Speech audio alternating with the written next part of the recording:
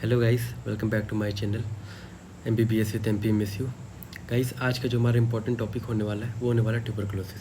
Guys, tuberculosis चाहे pharma हो, anti tubercular drugs, चाहे माइक्रो हो ट्यूबरकुलोसिस, चाहे पैथो हो ट्यूबरकुलोसिस, तीनों सब्जेक्ट की में ये 20 मार्क्स में हर साल नहीं तो हर अल्टरनेट ईयर तो आता ही आता है। बहुत ही ज़्यादा इंपॉर्टेंट क्वेश्चन ये। तो चलिए हम इसको जल्दी से कवर करते हैं। ठीक है।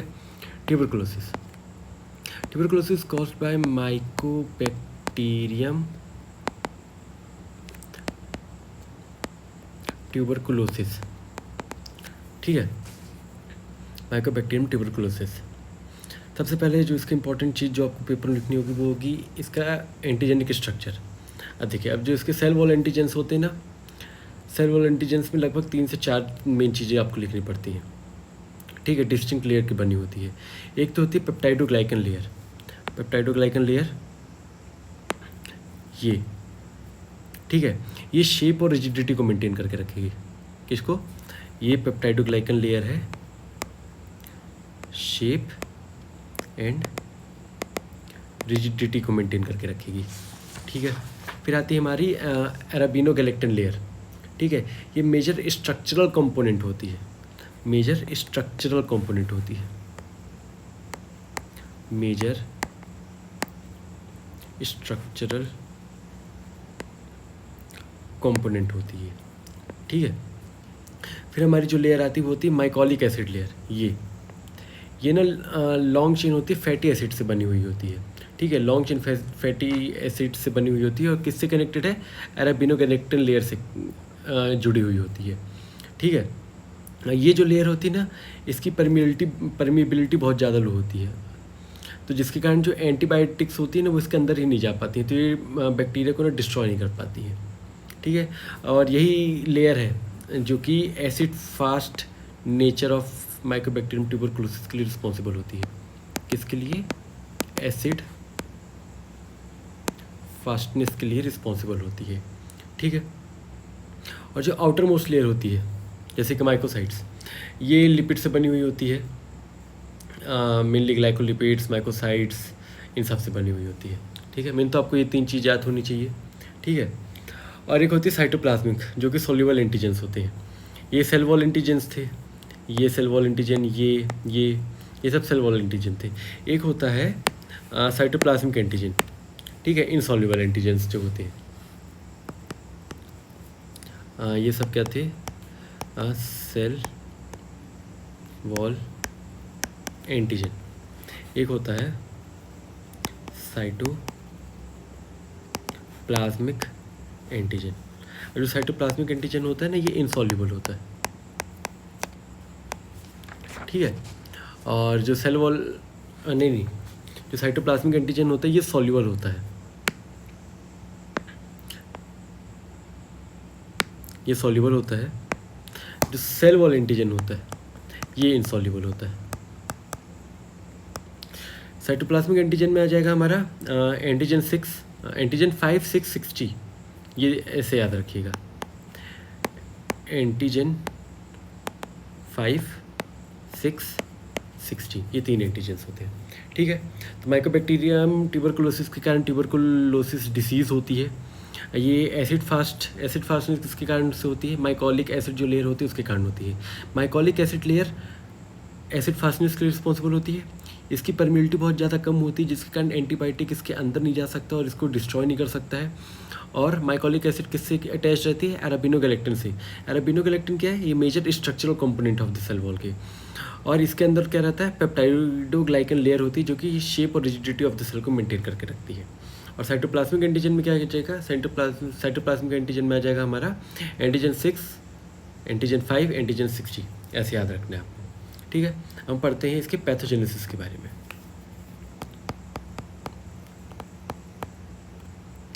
पैथोजेनेसिस।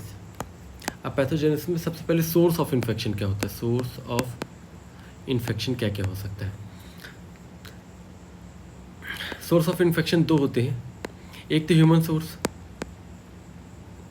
ठीक है, और एक होता है बोवाइन सोर्स।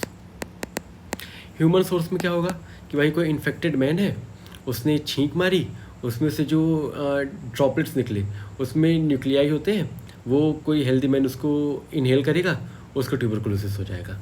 ठीक है। और जो बोवाइन सोर्स होता है ये अनपास्चराइज्ड मिल्क से आता है। ठीक है, अनपास्चराइज्ड इन्फेक्टेड मिल्क से आता है, अनपास्चराइज्ड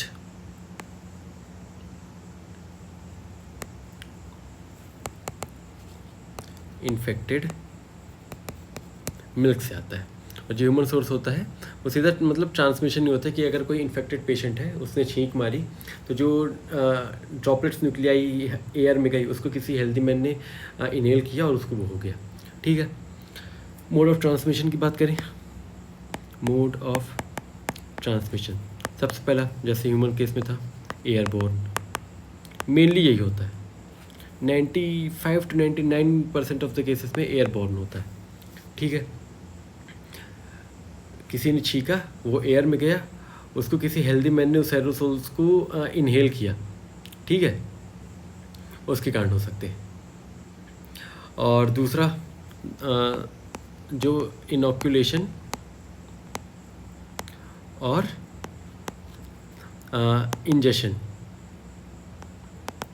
इनॉक्यूलेशन में डायरेक्ट स्किन कांटेक्ट हो गया। ठीक है, डायरेक्ट स्किन कांटेक्ट। और इंजेक्शन में मान लो कोई बच्चा था या फिर कोई बूढ़ा था, मान लो किसी ने वहाँ पे छींका था, वहाँ पे उसके एरोसोल्स थे या फिर कफ्स थे, वो उसके हाथ में लगे, फिर उसने उस हाथ को चाट लिया, ये हो जाता है इंजेक्शन। ठीक है। तो ये जो दोनों होते हैं ना ये रेयर होते हैं, मेनली एयरबोर्न ही होता है। ठीक है। रिस्क फैक्टर क्या क्या हो सकते हैं टीबी के? सबसे पहला जो रिस्क फैक्टर ये होता है कि sputum positive patients, sputum positive patient, risk factors में सबसे पहला आ जाएगा स्पूटम पॉजिटिव पेशेंट। टीबी का सबसे पहले जो टेस्ट होता है वो होता है स्पूटम टेस्ट। अगर स्पूटम टेस्ट पॉजिटिव आ गया तो मोस्ट ऑफ द चांसेस हैं कि ये दूसरों को टीबी फैलाएगा, या फिर हो सकता है किसी को फैला भी चुका हो या फिर आगे चलकर फैलाएगा। स्पूटम नेगेटिव पेशेंट से तो कोई डर नहीं होता है, पर स्पूटम पॉजिटिव पेशेंट ये फैलाएगा ही फैलाएगा जा करके, नहीं तो फैला चुका होगा ऐसा। दूसरा जो होता है वो होता है बैसिलरी लोड। कितनी बैसिलरी कम से कम किसी की बॉडी में जानी चाहिए टू कॉज टीबी, तो वो बैसिलरी लोड होता है। तो बैसिलरी लोड कितना है? 10⁴ बैसिलाई पर ml इन स्पूटम, पर ml इन स्पूटम। ठीक है। और मान लो कोई अनवेंटिलेटेड रूम है, मतलब अच्छे से वेंटिलेशन नहीं हो, वहाँ पे ओवर क्राउडिंग हो जाए, तो ओवर क्राउडिंग इन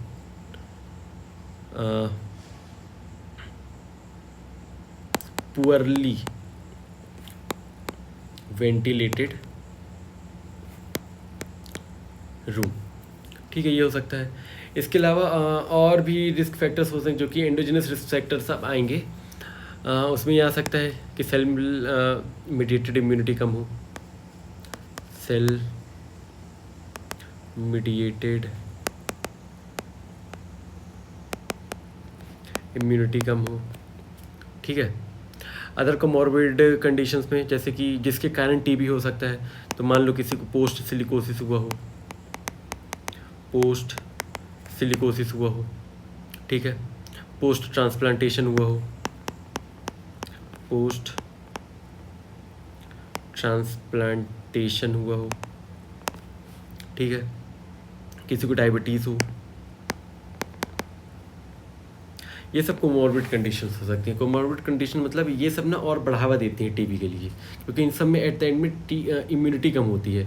तो मान लो किसी ने छींक मारी, आप किसी क्राउडेड जगह में किसी ने छींक मारी, किसी को टीबी रहा होगा, उसकी बैसिलरी आपके अंदर है, मान लो बैसिलरी का लोड कम था, फिर भी अगर आपकी इम्यूनिटी कम है तो आपको चांसेस है कि आपको टीबी हो सकता है। और अगर आपको पहले से सब हो रखा है तब आपको टीबी हो सकता है।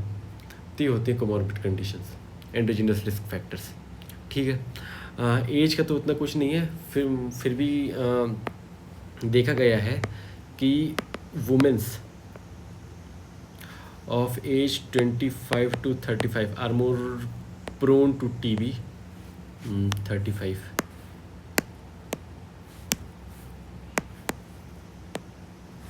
और mainly adult men, old age वाले मोर देन 45, और जिनकी सेल मीडिएटेड इम्यूनिटी कम हो जाती है, ठीक है। अब पैथोजेनेसिस क्या है इसकी, पैथोजेनिक इवेंट्स क्या क्या होते हैं, इस डायग्राम के बाद में जरूरत पड़ेगी। ठीक है, पैथोजेनिक इवेंट्स के सीक्वेंस क्या क्या है।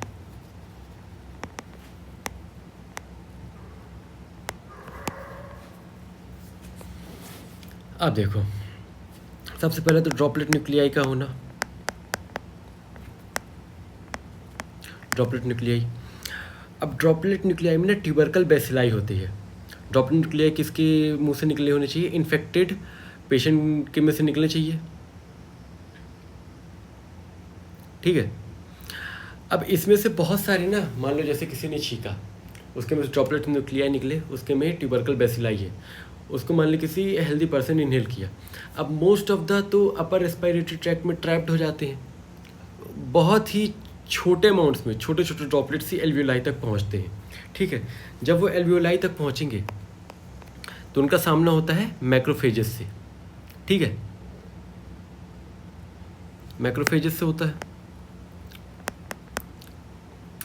अब माइकोबैक्टीरियल सरफेस, जो ट्यूबरकल बेसिलाई अंदर गया मैक्रोफेजेस के पास, उसके पास ना लाइपो अराबिनोमेनोज होता है, LAM, ठीक है, लाइपो अराबिनोमेनोज होता है, जो कि कॉम्प्लीमेंट रिसेप्टर, इसका कॉम्प्लीमेंट रिसेप्टर कौन सा होगा, कॉम्प्लीमेंट रिसेप्टर और मेनोज रिसेप्टर, इससे जाके अटैच हो जाता है, ठीक है।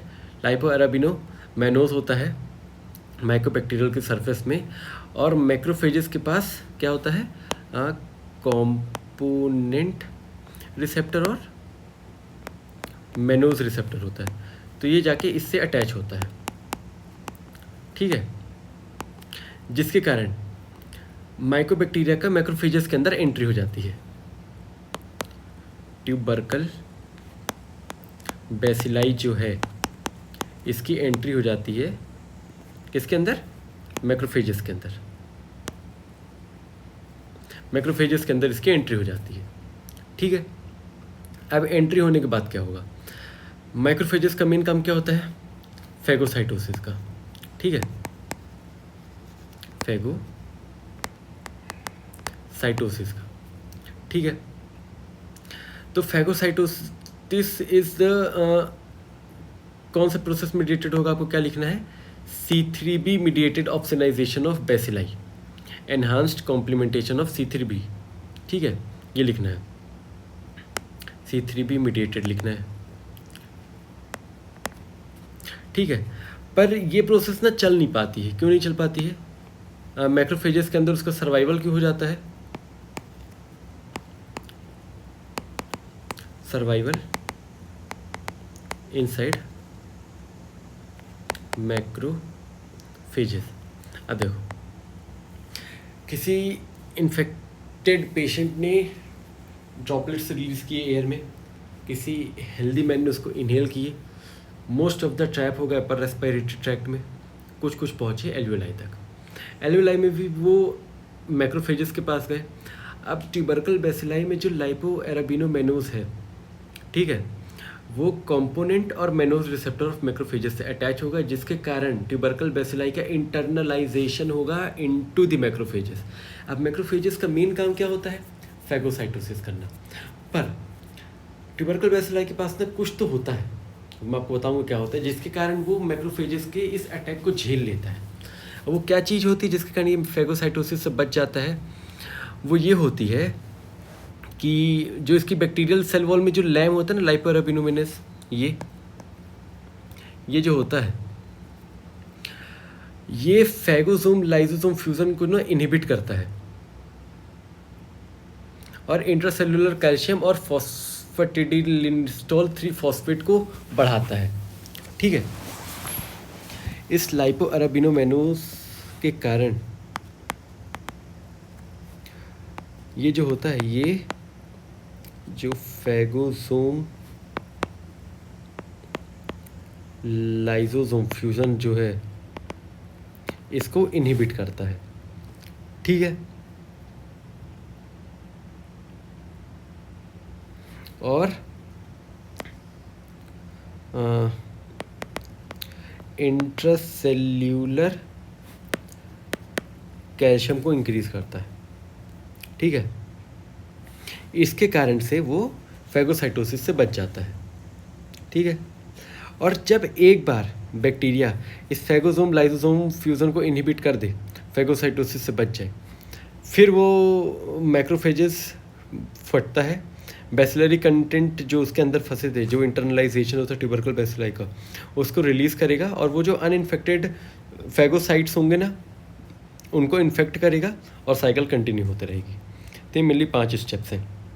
सबसे पहले तो ड्रॉपलेट न्यूक्लियाई का निकलना। सारे के सारे ड्रॉपलेट्स न्यूक्लियाई अंदर नहीं जाते हैं।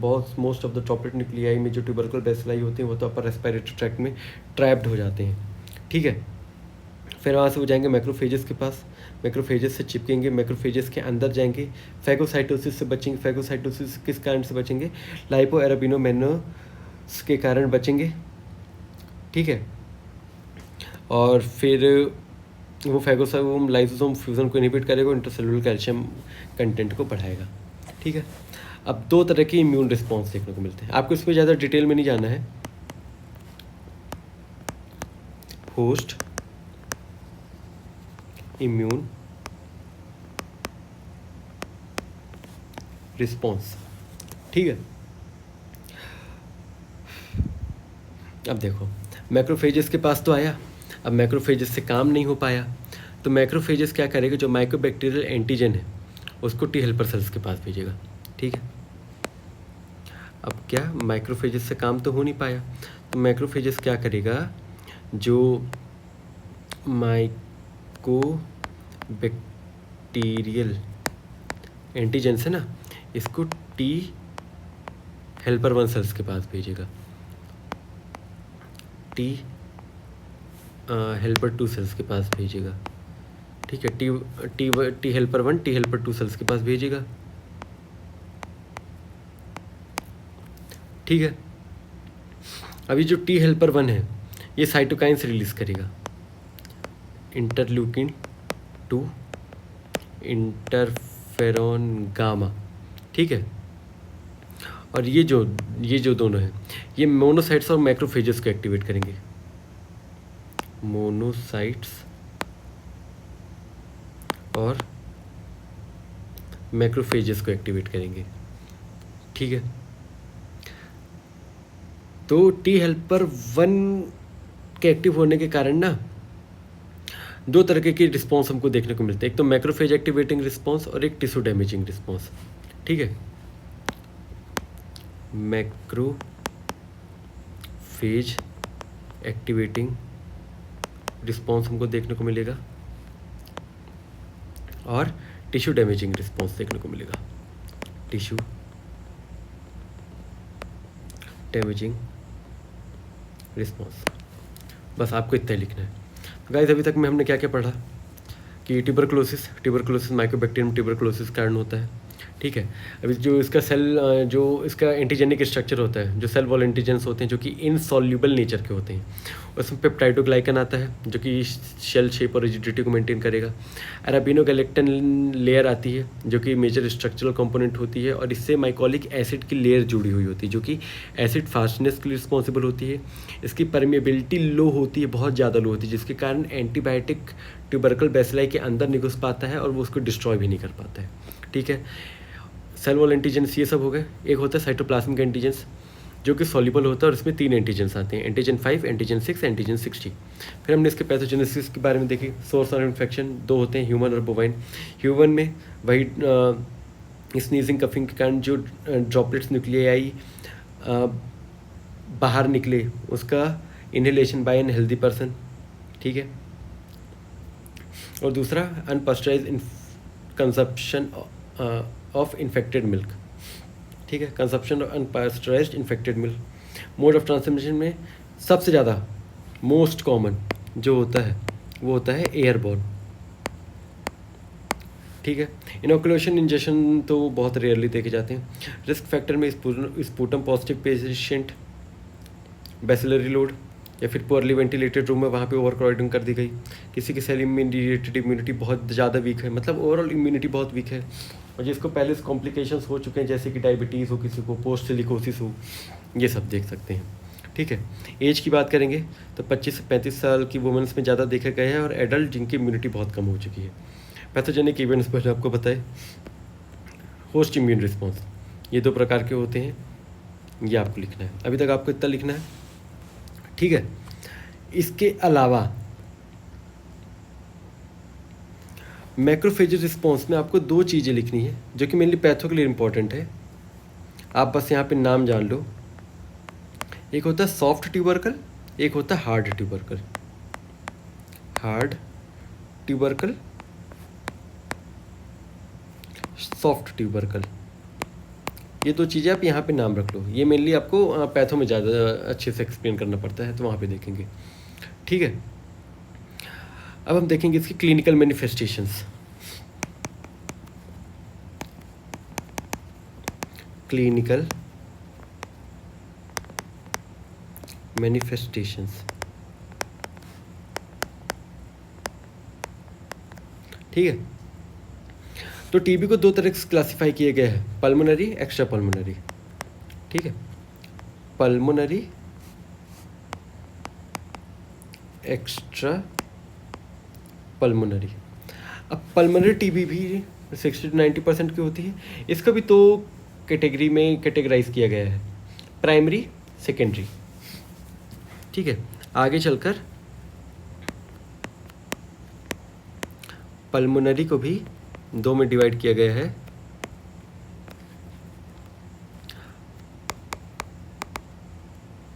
प्राइमरी,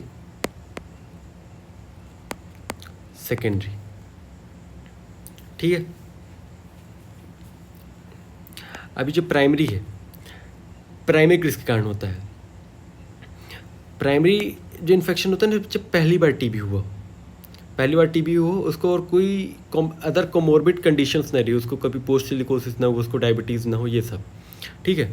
तो इनिशियल एक्सोजीनस इन्फेक्शन होता है ये, इनिशियल एक्सोजीनस इन्फेक्शन होता है। जो सेकेंडरी होता है, एक तो एक्सोजीनस री इन्फेक्शन हो सकता है, बार बार टीबी से इसका सामना हुआ हो। ठीक है, एक्सोजीनस री इन्फेक्शन। दूसरा एंडोजीनस हो सकता है, एक बार हुआ हो वो ठीक हुआ हो, एक बार टीबी हुई हो वो ठीक हो गई हो, वापस से टीबी डेवलप हो गई हो, ये होता है एंडोजीनस में, ये होता है एंडोजीनस में। ठीक है। प्राइमरी वाले में मेनली चिल्ड्रंस अफेक्टेड होते हैं, ये मेनली चिल्ड्रंस में पाया जाता है। जो सेकेंडरी वाला होता है वो मेनली एडल्ट्स में पाया जाता है। ठीक है। और दोनों में लंग्स ही अफेक्ट होते हैं। ऐसे मेनली सब प्लूरल, मिडिल और लोअर लंग लोब्स, सब प्लूरल, मिडिल और लोअर लोब्स अफेक्ट होते हैं। इसमें mainly apical and posterior segment of upper lobes. ठीक है। कौन कौन से? Apical and posterior segment of upper lobes, इसमें मेनली ये अफेक्टेड होते हैं। ठीक है। और जो सबसे मेन चीज़, इसमें हमको घोन फोकस देखने को मिलता है प्राइमरी ट्यूबरकुलोसिस में। कौन सा? घोन फोकस। ठीक है। ये नोड्यूलर लेजियंस होते हैं, फाइब्रोटिक नोड्यूलर लेजियंस होते हैं। ठीक है। और इसमें हमको साइमन फोकस और आसमान फोकस देखने को मिलता है, साइमन्स फोकस और आसमान फोकस, ये देखने को मिलता है हमको। ठीक है। आसमान फोकस तो रीएक्टिवेटेड साइमन्स फोकस ही होते हैं। ठीक है। तो इसमें तो मेनली यही होगा, आपको प्राइमरी सेकेंडरी में इतना ही लिखना है, उनको नंबर मिलेगा। अब आते हैं एक्स्ट्रा पल्मोनरी ट्यूबरकुलोसिस पे।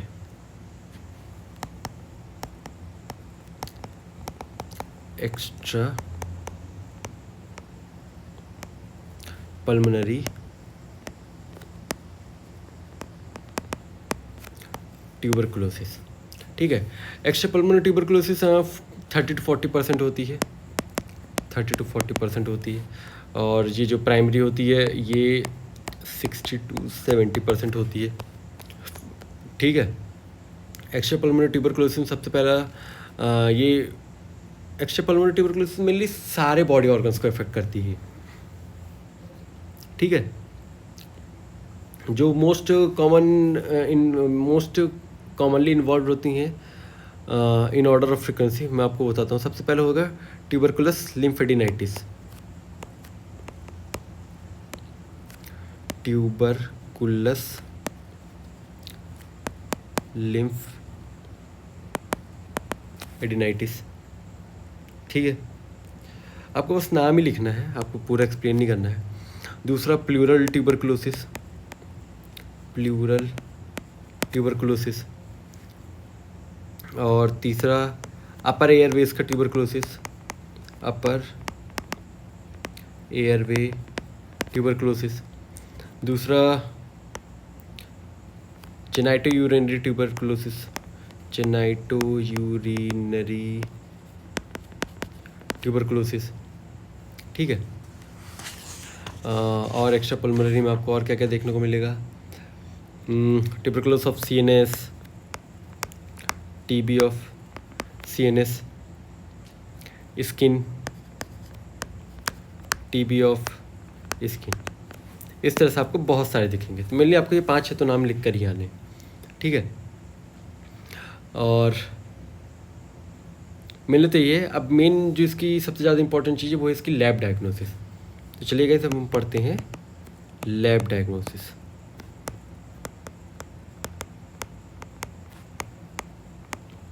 Lab diagnosis collection. अब 2 तरह की टीबी थी, pulmonary TB, extra pulmonary TB. ठीक है, पल्मोनरी टीबी और एक्स्ट्रा पल्मोनरी टीबी। अब एक्स्ट्रा पल्मोनरी टीबी तो most of the body organ को इन्वॉल्व करती है। तो किस बॉडी ऑर्गन को इन्वॉल्व किया है उसके बेसिस पे हमारा सैंपल हो जाएगा। Which body organ is involved, उसके बेसिस पे हमारा सैंपल हो जाएगा। पल्मोनरी टीबी में हमारा मेनली स्पूटम सैंपल होता है। ठीक है, स्पूटम सैंपल में भी 2 स्पूटम सैंपल्स लिए जाते हैं। स्पूटम सैंपल होता है, ऐसे में मेनली 2 स्पूटम सैंपल लिए जाते हैं। ठीक है, एक होता है स्पॉट सैंपल जो कि जिस दिन वो तकलीफ लेकर आया उसी दिन लेंगे। 2 स्पूटम सैंपल लेंगे, जिसमें एक होता है स्पॉट सैंपल, एक होता है early morning sample, early morning sample. अभी जो स्पॉट सैंपल होता है, जैसे कोई पेशेंट आया अपनी तकलीफ़ लेकर, डॉक्टर को लगा कि हाँ हो सकता है टीबी हो, तो वो उसी समय उसका वो ले लेगा, स्पूटम सैंपल ले लेगा और एक रिकमेंड करेगा कि कल आना सुबह सुबह, बिना कुछ खाए पिए आना, बस माउथ रिंस करके आना ताकि जो भी खाना वाना फंसा हो दांत में वो सब चला जाए। और फिर डीप ब्रेथ लेना 2 से 3 बार और फिर एकदम अपने चेस्ट से निकाल करके वो देना कफ स्पूटम। तो ये होता है अर्ली मॉर्निंग सैंपल। ठीक है, ये हो गया। अब जब स्पूटम सैंपल हम लेते हैं ना, तो 3 प्रोसेस उसको गुजारा जाता है। एक तो होता है डाइजेशन। ठीक है, डाइजेशन में क्या होता है, जो थिक पस सेल्स होते हैं ना, उनको लिक्विफाई किया जाता है, लिक्विफाइड, ताकि स्टडी अच्छे से हो सके। एक होता है डीकंटेमिनेशन। डीकंटेमिनेशन मतलब साफ़ सफाई करना। साफ़ सफाई करना मतलब जो नॉर्मल फ्लोरा है ना, उनको इनहिबिट करना। हमको सिर्फ टीबी चाहिए। नॉर्मल फ्लोरा जो है ना, उनको इनहिबिट करना, हमको सिर्फ टीबी चाहिए। ठीक है, तीसरा होता है कंसंट्रेशन। ताकि यील्ड अच्छी आए। हम कोशिश करेंगे कि मोस्ट ऑफ द, अब इस सैंपल में जो भी ऑर्गेनिज्म हो वो टीबी का ही हो, ऐसा कोई आलतू फालतू इधर उधर अगल बगल वाले नहीं होने चाहिए। टीबी वाले हमको माइकोबैक्टीरियम ट्यूबरकुलोसिस चाहिए। ये 3 प्रोसेस होते हैं जिससे स्पूटम को गुजरना पड़ता है, ठीक है। इन 3 स्टेप्स के लिए हमारे पास 2 मेथड है। एक तो मॉडिफाइड पेट्रोव्स मेथड है, मॉडिफाइड पेट्रोव्स मेथड है, ठीक है, जिसमें हम 4% NaOH यूज़ करते हैं, 4% NaOH यूज़ करते हैं। दूसरा जो हमारे पास है वो है NaLC, N acetyl L-cysteine, N acetyl L-cysteine. इसमें हम 2% NaOH यूज़ करते हैं, ठीक है। फिर हम करते हैं जील नेल्सन स्टेनिंग। अब जीन नेल्सन स्टेनिंग में ना हमको जो वो देखने को मिलता है ना माइकोबैक्टीरियम ट्यूबरकुलोसिस, वो इस तरह रेड कलर का देखने को मिलता है। ये देखो, ये अरे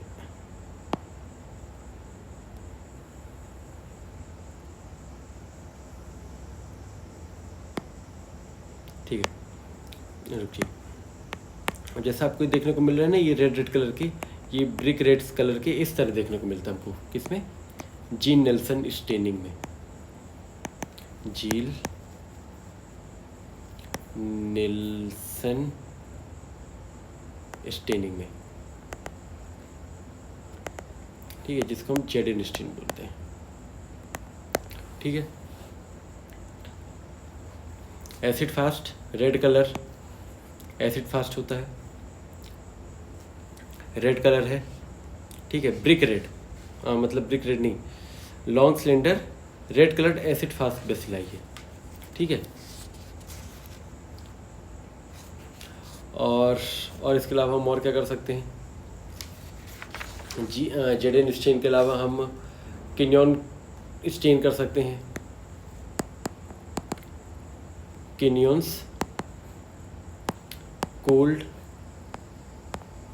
एसिड फास्ट स्टेन। अब इन दोनों में डिफरेंस क्या है, देखो इसमें ना हमको ना जब हम जेडेन स्टेनिंग करते हैं तो एक जगह हमको हॉट करना पड़ता है। किन्योन कोल्ड एसिड फास्ट के नाम पे ही है, इसको हॉट नहीं करना पड़ता, इसको गर्म नहीं करना पड़ता। ये 2 डिफरेंस है। एक होती है fluorescent staining, fluorescent,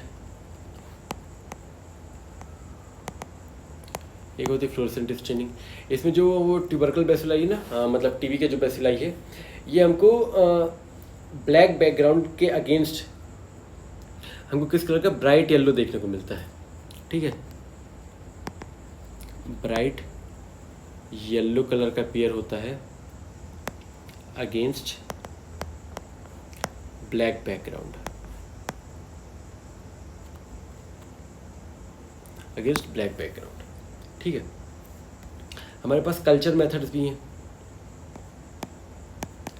culture methods, ठीक है। कल्चर मेथड्स में एक तो फ़ायदा ये होता है कि हम ड्रग ससेप्टिबिलिटी टेस्ट परफॉर्म कर सकते हैं, ठीक है, और उनकी वायबिलिटी को हम पता कर सकते हैं। और ये ज़्यादा सेंसिटिव होता है कल्चर मेथड देन माइक्रोस्कोपी, ठीक है। ये 10 to 100 वायबल बेसिलाई पर ml को भी डिटेक्ट कर सकता है, ठीक है। तो होता है, तो 2 तरह के हम मीडिया इसमें यूज़ कर सकते हैं, ठीक है। एक तो ऑटोमेटेड लिक्विड कल्चर और एक कन्वेंशनल सॉलिड मीडिया। एक कन्वेंशनल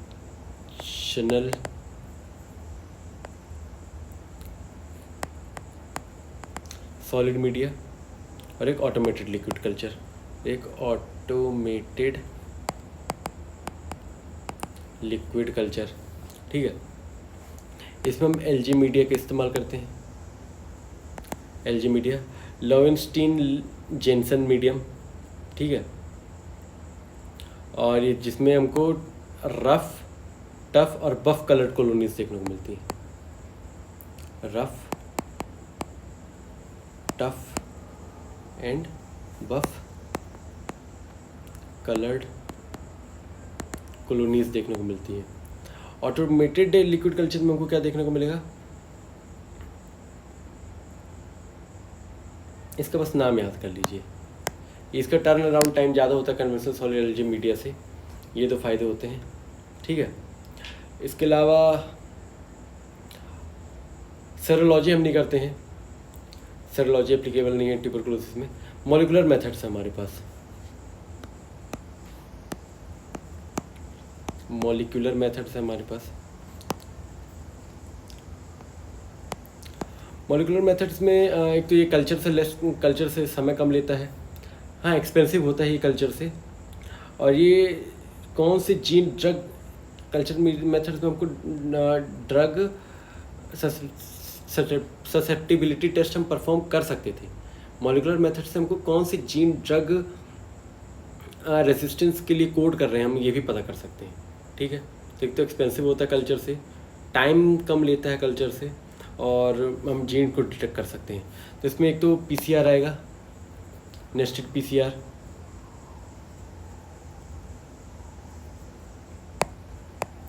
नेस्टेड पीसीआर आएगा इसमें एक। ठीक है, और ऑटोमेटेड रियल टाइम पीसीआर में आ जाएगा, ऑटोमेटेड रियल टाइम पीसीआर में हमारा आएगा CB NAAT cartridge based nucleic acid amplification test, और एक आ जाएगा हमारा ट्रू नाट। ठीक है, chip based real time PCR, chip based real time PCR, इसमें आ जाएगा हमारा ट्रू नाट, और सीबी नाट में हमारा आ जाएगा जीन एक्सपर्ट। ठीक है, अब जीन एक्सपर्ट का जो टर्न अराउंड टाइम होता है 2 घंटा होता है। ठीक है, ये एमटीबी कॉम्प्लेक्स डीएनए को पता कर सकता है, रिफेम्पिसिन रेजिस्टेंस को पता कर सकता है। ठीक है, और जो हमारा ट्रू नाट होता है, ट्रू नाट ये बैटरी ऑपरेटेड डिवाइस होती है, एक्सपेंसिव होता है, इसका टर्न अराउंड टाइम ज़्यादा होता है देन सीबी नाट, यही होता है। तो गाइस मेनली यही 5 लैब डायग्नोसिस हैं। आप बुक की रीडिंग करेंगे तो आपको और ज़्यादा समझ में आएगा। आपको 20 मार्क्स में तो ये आ ही सकता है। 2025 में तो आया था, 26 की सप्ली में नहीं आया है, 25 में आया था। 25 का जो मेन पेपर था उसमें नहीं आया था। 25 में 2 बार पेपर हुए थे, एक तो 22 बैच का हुआ था जो कि जनवरी फरवरी में हुआ था, और एक तो 23 बैच का हुआ था जो कि सितंबर अक्टूबर में हुआ था। तो उसमें नहीं पूछा गया था, 22-23 वाले के जनवरी फरवरी में पूछा गया था। तो गाइस ये मेनली लगभग 20 नंबर में आता है। 20 नंबर में पैथोलॉजी में भी आता है, माइक्रोबायोलॉजी में भी आता है, और एंटी ट्यूबरकुलर ड्रग्स वो जो और ज़्यादा इंपॉर्टेंट है। हमारा नेक्स्ट वीडियो वही होगा ताकि मैं पूरा टीबी एक साथ ख़त्म कर दूँ, और फिर पैथो में जो भी छोटी मोटी बची चीज़ें होंगी मैं आपको वो बता दूँगा जो पैथो के पॉइंट ऑफ व्यू से इंपॉर्टेंट है, क्योंकि वहाँ पर थोड़ा पैथोलॉजी आ जाती है। तो गाइस यही था।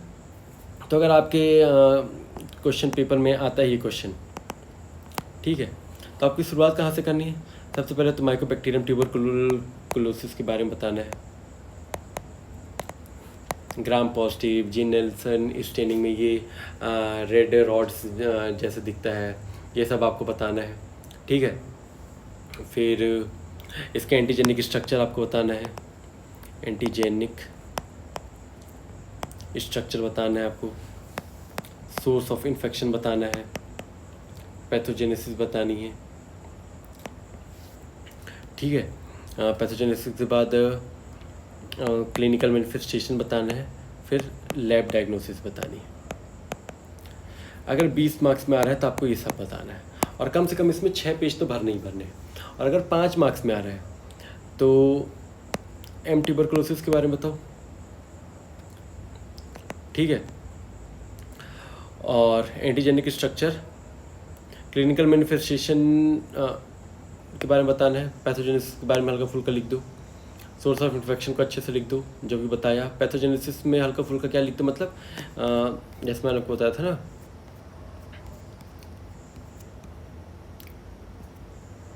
ये होस्ट इम्यून रिस्पॉन्स लिख दो, और ये इवेंट्स के नाम बस लिख दो, इसको एक्सप्लेन नहीं करो, 20 नंबर एक्सप्लेन कर दो।